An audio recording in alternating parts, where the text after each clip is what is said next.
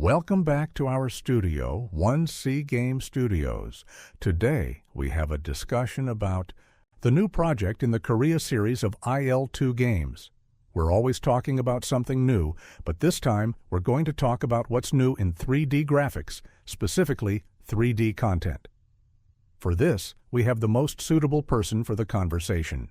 I would like to introduce you to Philip Avdiv, who is our lead 3D modeling specialist. He is essentially the art director in the 3D modeling department here in our studio. Hey there, Philip.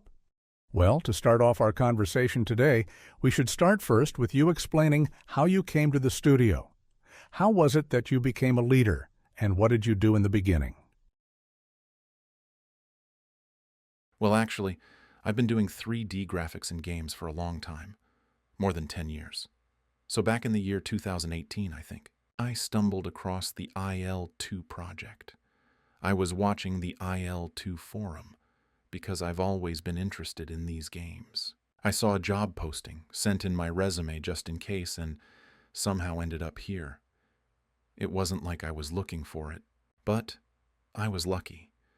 And since then, I've been constantly working to improve the technologies and to get more involved in the production process, not just as an ordinary 3D modeler, but as someone more interested. So, I gradually became a leader. Yes, and how many years has it been now? Since 2018, how long has it been? No, you've joined in 2018. But the lead artist, you have been a lead artist here for about 2 years, I think? Yes, 2 years. All right then, let's get to the subject of our conversation for today. This topic is actually quite broad. It is about what is different. In developing 3D content for our previous project, Great Battles, and for our new project, Korea. In general, we should probably start by explaining why we decided to make this difference. Why we decided it would be different, how it turned out, how it was, and how it became. In general, the question is very complex, and we could discuss it for a long time, from the philosophy of content production itself to the technical aspects. Overall, it was a kind of global obsolescence. Of course, there was a good visual image in Great Battles, but it was practically at the limit of the technologies we could afford to implement. Even the texturing of the planes was always accompanied by difficulties, not modern, but rather to squeeze the maximum out of the existing tech, what we managed to get out of the artists, and sometimes we had to resort to such tricks that it took extra time, and instead of allowing the artist to focus on the artistic part, they focused on the technical part to somehow overcome this barrier. So gradually, we decided to improve the image not just with numbers, but with an entirely new rendering approach. So we started using new technologies that were new to us, such as physically based rendering, or PBR for short. Other approaches to modeling itself began to be applied. For example, before the artist focused on the engineering part, he would take blueprints and models to depths that were not really necessary. But now everything is resolved with textures, which is a slightly different approach. It looks better, and from one side, it happens faster, creating like this. But due to the fact that overall, the level of detail is very high, it's not some kind of downgrade. It's actually always growth for us. So in terms of time, we didn't really gain anything. Required time increased, but considering the improved quality of the model itself. So, what's the main difference? Well, we can go into the details of how we used to create visual models of airplanes and how we do it now. Today, the model is built from the ground up with high detail and high poly, especially when it comes to airplane cockpits. Various methods, such as photogrammetry, can be used to accurately capture the shape of the model. The model should look like it did in real life, with all the nuances, including surface curvature and any damage modeling. Not to mention it should match historical documents and drawings as closely as possible. For example, the creation of the MiG-15 involved about 1,000 photographs altogether. We went to a museum just for that. We found an almost authentic MiG-15, untouched, observed it closely, and photographed everything. Next, a game model is created, and all of its details are transferred via normal mapping. We have rarely used this approach before. It was rare for us to do this unless we really wanted to. Now, however, it's practically the whole airplane. Well, and the whole cockpit, which is 100%. This stage alone takes as much time as we used to spend on the whole model, so it's not exactly double the work. But there's still a lot to do. But a big advantage is that working in a modern pipeline makes it easier to find new specialists. In the old pipeline, it was a real problem to find people willing to work with our outdated sculpting technologies. Exactly. Artists are rarely conservative. They always want some new fancy software and buttons to click. So, yes, it makes it easier to find artists and solutions. Sometimes you have to come up with creative solutions to problems.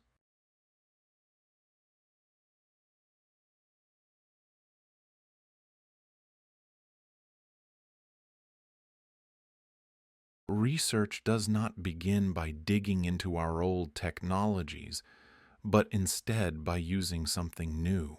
So it is easier to find information online, in some textbooks, and the like. Also, it's probably important to note that before, in great battles, we had content that was made in different ways. Different shading, let's say, right? Different shaders, and we had to draw different content differently from a production pipeline perspective. There, our houses had one shading, and airplanes had another. But now all the content produced in the game is drawn the same way, right? Exactly. This pipeline unification also had an impact on performance. Now everything is drawn with one shader, no need for separate passes. Well, what's it called? Homogeneity. Yes, picture integrity. Meaning that now, some secondary objects that are on the screen, they aren't rendered all that much worse than ones that are controlled by the player. They fit better into the picture, and they are easier to manage in terms of some adjustments and things like that, namely their production. It is a lot easier now to manage all that content and keep the image consistent. Well, yes, for instance, you can see that in our dev blog, where you can see that the difference in visual quality at a medium distance between the plane and the vehicles is not as great as it used to be. Yeah, at a medium distance, you can't really tell the difference now. It seems like everything is super detailed. But until you really zoom in, of course, you can see, well, the non-player vehicle model is slightly simpler. So the geometry is slightly simpler, and the texture is slightly simpler, but overall it renders the same. The visualization follows the same formulas, so to speak. Yes, but there are not only pros to this approach, but also some cons that probably should be mentioned, like what challenges it brings and what we have to deal with when we transition to such a pipeline. Well, it starts more with the fact that an artist still has to somehow get into the production process. Any newbie, has to understand how it's done specifically here by us, because in different studios it's a little bit different. There are nuances. So, overall, despite the fact that it is easier to process on a computer, it remains that the performance requirements are now even higher. Therefore, you have to keep an eye on optimization. And of course, you need more powerful hardware for all of this. Another interesting point is that more powerful hardware is needed for the artists because the software that is used to create, especially for high-poly models, is, as far as I know, very memory intensive. And roughly speaking, if an artist could work on a fairly average personal computer before, now they always have to allocate top-end systems because you just need a powerful graphics subsystem, and without it, it's just impossible. Well, listen, you just mentioned that, regarding the fact that there are some differences in the production of 3D content between other studios and us. And probably the main difference is primarily related to damage, as far as I understand, right? Yeah. Well, that's when it comes to specifics. Our models, yes, for the project. Yeah? We have, yes, some nuances that require a specific approach, such as stylistic moments. The artist has to get used to the way we represent certain things. It's related to the big picture, yes, but also to the process of creating. Like everything, every object in the game has certain nuances. For example, we might use special software here, a unique approach there, a sequence of actions that not all studios use because they don't need it. But we need it because we have to do it that way, because it involves some specific limitations, or, on the contrary, special features. For example, we use an additional map in texturing that is responsible for the brightness of the reflections. In other engines, it's set in stone at a particular value, whereas we have a whole map, and we give the artist an additional tool. And, let's just say, not all artists understand what it means until they actually study it for a while. Just make a model there and understand how it works. Let's illustrate an example of where this map, the reflectance intensity map, is used.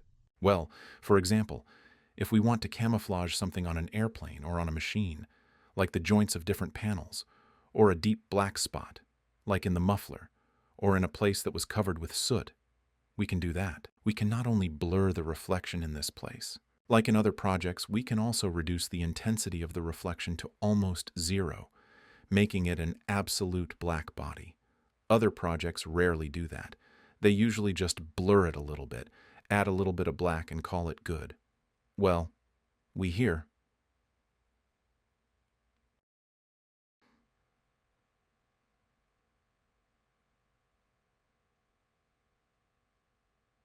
We have another layer of freedom for the artist. For instance, he can hide something, or, on the contrary, he can emphasize something.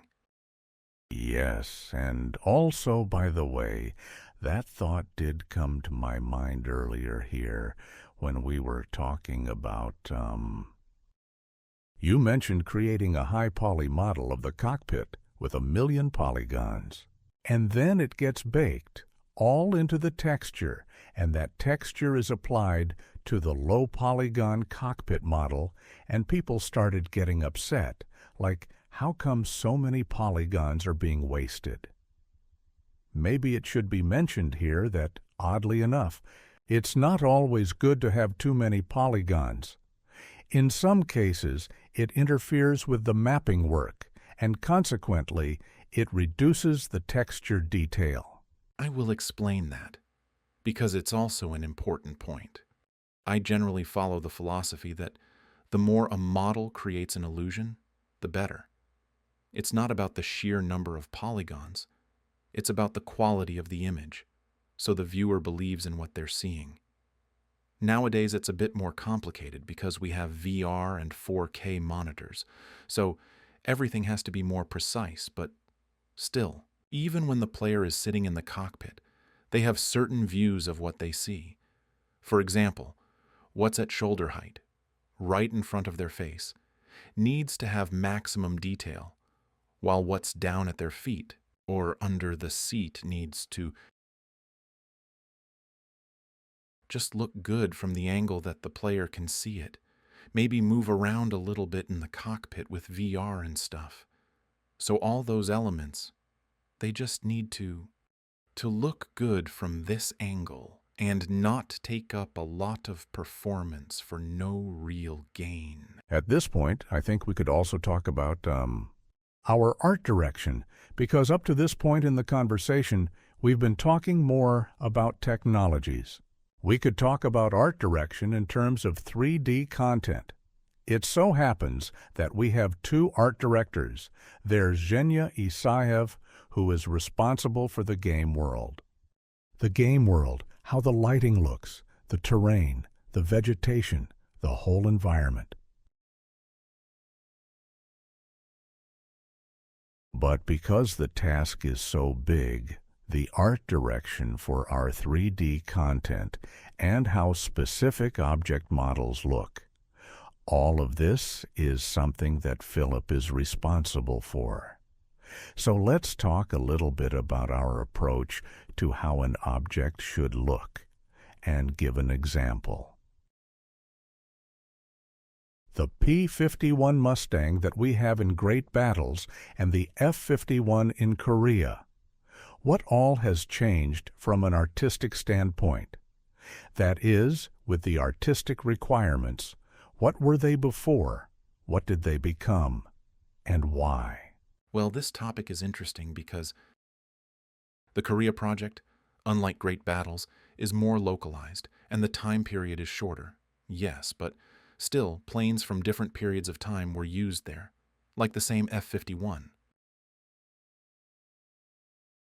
It's basically the same variant of the P-51 Mustang. They just collected them there from those old reserves, so they're already worn, smoldered, plus the conditions in Korea were pretty harsh, always in mud and dust, according to the references. Yeah, judging from the photos. So if you compare it to the Great Battles era, yeah. This Mustang, well, it's like it's already, it's pretty battle-worn. So this particular plane, it's shown like how we saw it in references, in those color photos of real airfields in Korea. That's why this type of approach makes sense here. Depending on this, an aircraft or vehicle in Korea is going to look just like it did in that war.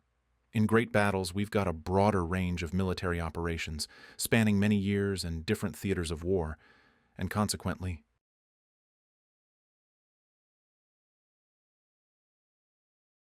the images or models were more standardized so that players can use them on the same servers across different eras and times, as much as the servers would allow. And generally, the overall picture of Great Battles is formed with a huge number of planes, and we couldn't make them in very different styles there. But here we'll have, let's say, some newer planes and some older ones. Everything will be shown. But the Mustang, it will be one of the most worn, weathered, to create the feeling that the player is sitting in such a metal machine that smells of oil and fuel, and everything rattles. This will immerse them in the hardships of war. Because it's hard to imagine someone flying a clean museum plane when you see this terrifying machine that feels like it's alive. The same goes for the ground equipment, because the conditions in Korea were tough, especially since we're showing not just summer, but winter, fall, and spring, all muddy and tough. The horrors of war, let's say. Well, it's not just what you mentioned about weathering, but also the differences in the art direction. For example, the way we show the materials has changed, like how we display metal surfaces. Let's say, for example, an airplane might look silver or gray, but in reality, it could actually be polished metal or silver paint. And we looked into that because in Korea, most of the planes, well, there are exceptions, but most of the planes had a metallic look to them. So exactly how we work with these textures, these materials, involves a lot of research. Thanks to PBR, yes, physically based rendering, we are now able to show materials in the game as they are.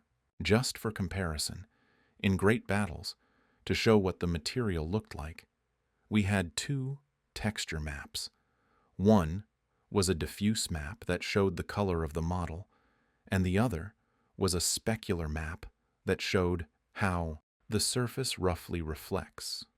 Two maps, roughly speaking.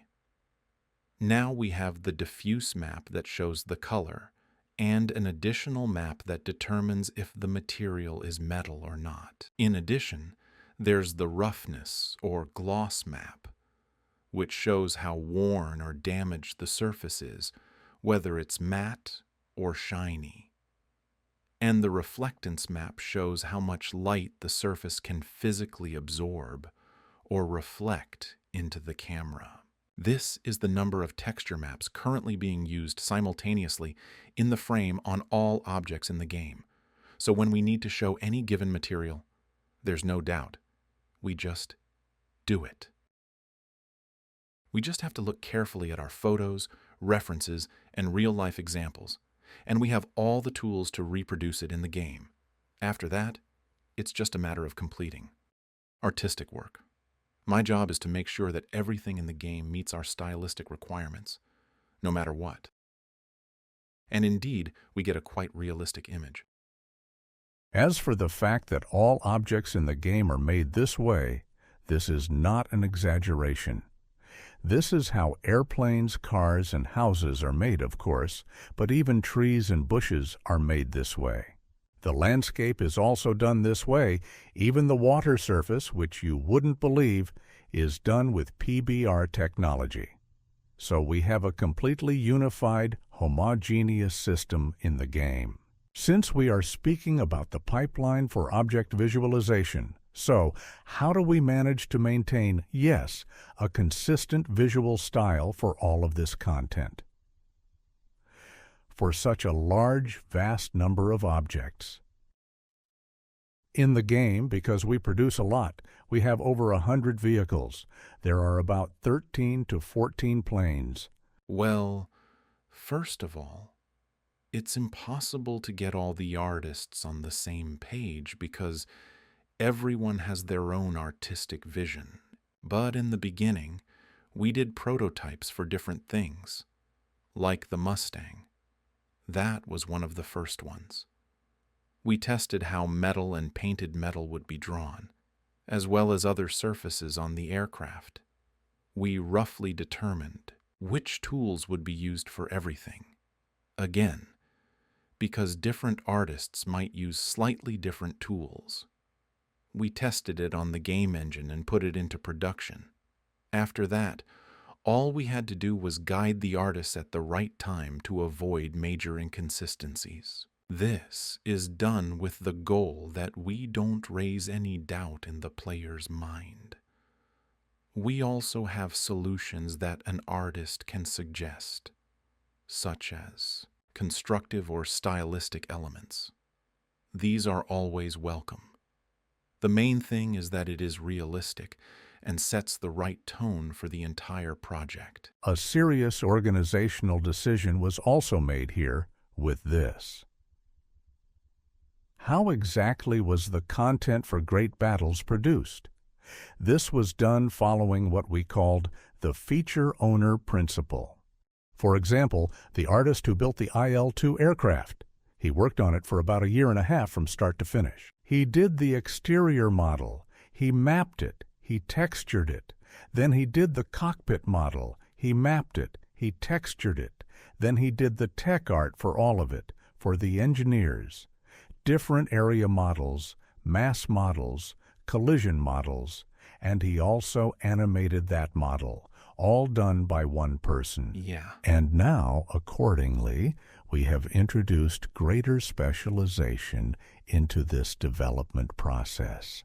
And so, accordingly, what this gives us, including, as far as I understand it, it gives us more specialization in a particular direction. It gives us more unification, basically, of the visual style of objects. In our studio, artists can generally make the whole plane by themselves. The problem is that not every artist can make everything. Not everyone is a jack of all trades. Of course, there are certain strengths a person has. So taking them into account, we therefore divide the production of each aircraft. And an aircraft is not just any model. It's a whole project. So there's a lot of work. Yes, it can take 1 year or a year and a half. Yes, that's why it was decided to divide. Let's say the phases of the production of the airplane. Somebody does the low poly part, somebody does the high poly part, and whoever is good at engineering gets all these tech art moments, which means those not really connected to the artistic part. Yeah, it's such meticulous work. And in the end, we get the production time, which seemed to increase because of the improved model quality. We were able to reduce a little bit because some of the steps are done in parallel. And accordingly, sometimes a person has time left, and in that time frame, we can shorten certain stages a little bit. Some tasks can be offloaded from the artist and quickly handed off to another person. Previously, one person had to keep everything in mind. By the time they finish a model, they might forget what they started with. And when they start a new one, they have to work their brains hard. So, roughly speaking, you start texturing a plane, and the last one you textured was a year ago. Yes, you have to remember all that and keep your mind sharp. Yes. Also, technology has advanced over the year. Other artists have already learned something new and updated their skills while you're still sitting there using some 2D editor, painting with a brush, roughly speaking, a paint roller. The funny thing is that working on an airplane model with all the resources it requires takes the same time in other projects, such as mobile. The entire content for the game is created. Of course, we also have to take into account that some artists do not want to work on a single task. Therefore, in principle, they can be switched around and retrained a bit. But still, as a rule, a person has a special strong side, and consequently, that is his main direction of activity. All right then, let's wrap up the first part of today's talk, which was dedicated to what we wanted to share with our viewers. And with that, let's now move on to the second part of the discussion, where we will talk about what our users wanted to know from us. To do this, we collect questions from our viewers, so always make sure to follow the news. We always post an announcement about the collection of questions for the next meeting. And this time, despite the specificity of the topic we're discussing, there are a number of questions that are similar to those asked about the flight modeling. Because of this, I was both surprised and pleased. It's nice because there are a lot of people who are interested in the details of how games are made. So, on that note, let's start with that. We're going to go straight down the list. The first question is really interesting. How important is 3D scanning of a real object? Well, obviously it plays a big role in creating 3D models. Having a real prototype influences the process a lot. But since our aircraft are quite old, as you can imagine, it's practically impossible for us to find a real prototype. With the MiG-15, for example, we managed to find a real, intact, authentic aircraft. But a Mustang, well, that's out of our reach. We just don't have them here. And right now, there are some difficulties with that. Some difficulties, yes. In reality, yes, photogrammetry is used whenever possible. It makes the artist's work much easier. And, in fact, it's actively used in character creation when it's available. But again, Pilot Gear, where are we supposed to get that for you? Pilot Gear and reference material is literally collected piece by piece. Trousers found here, helmet found there. As far as a complete set, well, fully clothed mannequins are not available at the moment, but yes, photogrammetry really helps. Have you ever bought models or equipment from third parties, or do you always make them from scratch? We don't buy models. We can't find them in the quality we need, even partially. The only thing I know, some blueprints and documentation are bought to reproduce the model based on this documentation. Yes, Victor was talking about this in an earlier discussion. So I think this question is mainly about what's outsourced and what is done by us in-house. There's really no secret here? No. Some models, like ground equipment, that don't need a lot of historical accuracy, are outsourced. That doesn't mean they're worse. It just means it takes less time to produce them. So the pros make high-quality products. There's just a situation where you can find companies that have been modeling such objects for a long time. They have a lot of experience in creating these models. But you won't see that for aircraft. You won't find a company It's doing just that. impossible to find something like that for airplanes, I think. Because you have to train people to build an airplane for a simulator like this. That's why the production of airplane models, is our internal know-how. We know how to do it. Yeah. For characters, for example, if we take models of pilots, there are models that we can observe in the first person, well, generally the player's character.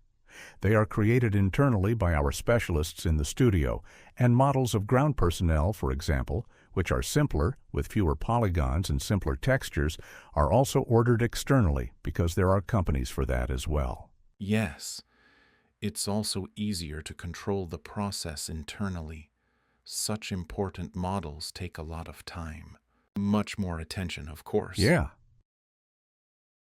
Here's the next question. Please provide me with your complete workflow. Wow, this person is smart. Well, it looks like they want to do as good a job as we do. Actually, there are no special secrets. Everything is the same as everyone else. There are only nuances in the production of our specific models. That is, in terms of style. But it's classic PBR with an extra reflection map. Yes, the so-called MRR PBR, which we have metalness, roughness, reflection, Yes? and we call it MRR in the studio. By the way, it's not unique, it's common. There are two types of PBR, and I can't remember what the second one is. Yes, there are many versions because studios tweak them slightly depending on how the game engine is built. Maybe to tweak something, or maybe they don't need certain features for mobile and can simplify things. That is, you can find many variations and explanations on how to do this on the internet. It's been described many times. All right, next question. Someone here asked a question about the F-51 Mustang. They say the exterior models you show are so beautifully done. Everything looks great, and he likes everything about it. But could you please tell us more about the cockpit? How different will the cockpit be from the one in the Great Battle series? There may be some differences, some improvements in the shape of the canopy, as I remember right now. Maybe some minor differences in the sidebars or the canopy supports. It seems that he has complaints about how it looked in Great Battles. So will the basic geometry of the Mustang be changed or not? Everything will be completely new. So no, it's not going to be just an upgrade. It's not like an improved version, so it will be a completely new approach. Again, we do the high poly first, then the low poly, the texturing, and the overall lighting of the cockpit. It is created from scratch, like the dynamic reflections that are now in the cockpit. I would call it the overall art direction, the way we present the cockpit to the player, the lighting, and the level of detail.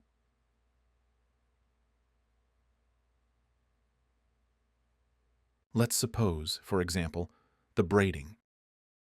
The canopy and what's in front of you will be as detailed as possible. For example, when you aim through the sight, you'll see almost every tiny detail, like every single bolt. So, even if the player turns around and looks back at their six, everything will still be made detailed because they'll get a glimpse of it, and it'll stick in their mind that it's very realistic. They'll feel like they're in the cockpit, not just a computer model. They'll feel like a pilot. Yeah, and by the way, if we're talking about basic things, details such as that. In the cockpit geometry parameters, this person is obviously hinting that there were some problems in Great Battles. I think Victor and I discussed this in the last meeting, but maybe not, I don't remember. We know that some, well, not major, but some mistakes were made in Great Battles. And of course, all of that is taken into account. All of that experience is taken into account, and everything is redone to be more in line with the references. You'll like the next question. In Great Battles, the best example of what a cockpit should look like is the Focke-Wulf FW190D-9 Dora. And so, will the cockpits look the same, or will they look even better in Korea? It will be even better. But the Dora is such an important machine to me because it was the first one I made in Great Battles. It was my first airplane. I did the exterior as well as the interior, and went all out. The job was also to develop some new approaches, to find ways to improve the visual aspect of the planes. So, it was an aircraft where we tested some of our new production graphics skills that we hadn't really used before. But since we don't stand still, yes, there will of course be improvements to the ones in Korea. They're already there, and so you can already see them. The next question is a bit technical. I saw in the materials you posted that in Korea you model a lot more of the internal components in airplanes. That is, all kinds of spars, ribs, tanks, and engines. That's about it.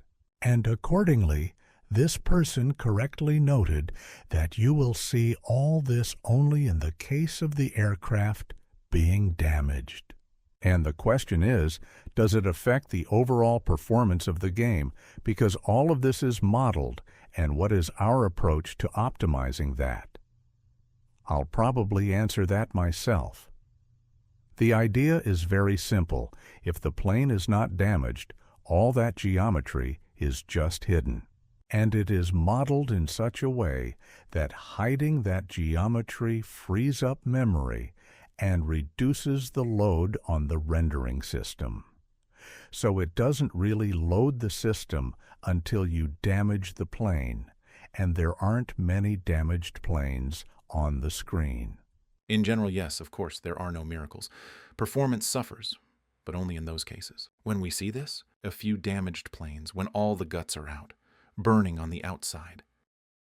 It means a model has been created, including the damage model of the aircraft.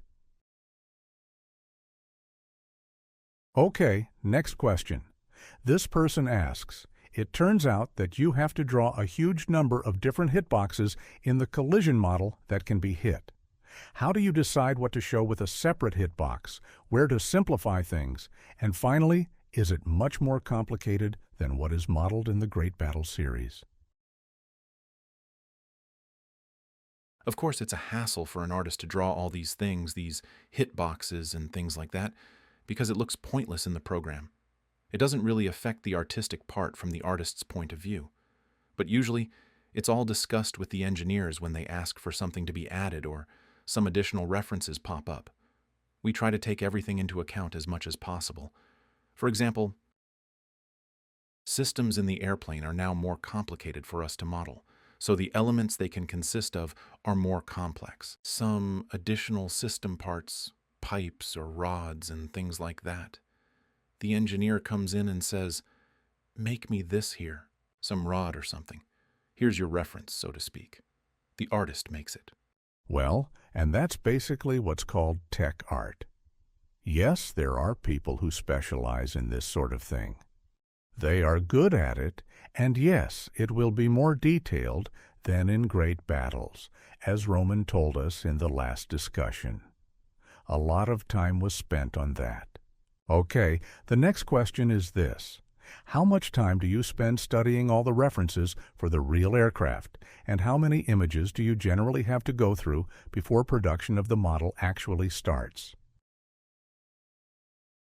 Well, before production starts, we have an estimate of how much time we should spend on each model, but that time increases dynamically during production. There are always new references, always a bunch of questions like, how did this work here? And when a person starts digging, new things turn up, and the time spent studying these references is extended, so to speak. Roughly speaking, there are probably hundreds, if not thousands, of images for a single aircraft reference selection when Victor prepares it. Yeah, And for 1,000. one of the planes, I won't say which one, we managed to get a complete set of design documentation that contained, if I remember correctly, 2,000 images. Almost 3,000, actually. And they're not even drawings per se. They're diagrams and theory. So, to recalculate, when an artist receives such a reference, he doesn't just have to compare his model to some drawing. He has to read it, look at the numbers, and draw almost everything over again. And that, by the way, is an important characteristic of artists who work on games. In casual genres compared to artists who work in any of the simulator genres, be it aviation, racing, or whatever. Because an artist who works in the technical genre is not just an artist. He's an engineer artist because he can at least read blueprints. He knows how to construct geometry from certain projections. He knows how to select the necessary photos, and he can verify the drawings, which is also important because sometimes the drawings are skewed. You have to be able to verify them with photos. That's right. You need at least an A in engineering drawing. Yeah. All right, this question is, people seem to be hoping for a porting of content from the Great Battle series to Korea. All right, this person wants to know, just how difficult is it to change the texture of a model from traditional to physically based rendering? I think the traditional legacy looks great in the Great Battle series. Of course. But it's practically unrealistic to move quickly to new technologies because the level is already different. If we just remake it, it will only be slightly better. But we want it to look new, to look revolutionary, and to give the player the opportunity to enjoy the game for several years to come, rather than just updating content. So, yeah. Basically, if we go back to the Eastern Front one day in the future, the existing content library will allow us to reduce the time frame by maybe a quarter at best. That's at best, more likely it will be less. So, yeah, textures are practically being redrawn, especially the cockpits because the cockpits are completely redesigned as a completely new model. So there's a whole new texture, different mapping, different layout for that texture. So it's probably the same answer. If someone started making content for Great Battles, can they make it for Korea using the same standards and approaches? So the answer is, no, they cannot. With the same standards? No. But of course, if they already have a model, they can use it as a base. This will obviously reduce the production time for that model, so the work won't go to waste. This is probably a modder question, and it's the next and last question for today. Do you already have specifications and requirements for the models and textures of the content in Korea? Well, we kind of have them for the artists that work with us, but for the users, we are not there yet. We're just trying to figure out how to present all this because, well, we need professionalism.